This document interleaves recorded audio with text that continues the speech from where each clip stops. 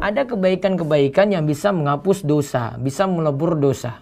Kalau lihat dari penjelasan Ibnu Taimiyah dalam Majmu' Fatwanya, ada sekitar 10 macam kebaikan yang bisa menghapus dosa. Apa saja itu? Pertama, dosa bisa terhapus karena taubat. Karena Allah katakan, "Innallaha yaghfiru dzunuba jami'a." Sesungguhnya Allah itu menghapus dosa itu seluruhnya. Terus yang kedua adalah istighfar. Ya, istighfar juga bisa menghapus dosa. Yang ketiga, amalan kebaikan sebagai pelipur dosa. Seperti kalau kita lihat ada amalan sholat. Kata Nabi SAW, di antara sholat 5 waktu, di antara Jumat yang satu dan Jumat yang berikutnya, di antara Ramadan yang satu dan Ramadan berikutnya, akan mengampuni dosa-dosa di antara keduanya. Asalkan dosa-dosa besar dijauhi. Maka di sini disebutkan amalannya apa? Sholat 5 waktu, sholat Jumat, dan puasa Ramadan.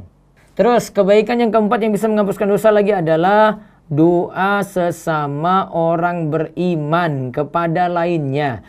Contohnya dalam sholat jenazah. Kata Nabi SAW, tidaklah seorang muslim disolatkan dengan sholat jenazah oleh sekelompok kaum muslimin yang mencapai 100 orang. Lalu semuanya memberi syafaat, yaitu mendoakan kebaikan untuk jenazah tadi. Maka syafaat mereka, yaitu doa mereka itu akan diperkenankan. Terus sebab kelima adalah amalan kebaikan yang ditujukan untuk mayit. Contoh sedekah.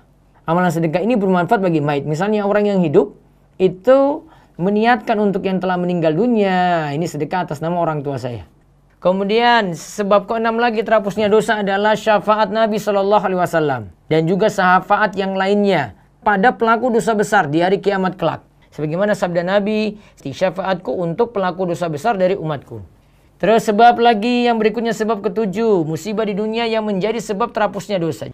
Kata Nabi SAW, tidaklah menimpa seorang mukmin berupa rasa sakit yang terus menerus, rasa capek, terus kekhawatiran pada pikiran, terus kesedihan karena suatu yang hilang, lalu kesusahan hati, galau, atau sesuatu yang menyakiti sampai pada duri yang menusuknya, melainkan akan dihapuskan dosa-dosanya.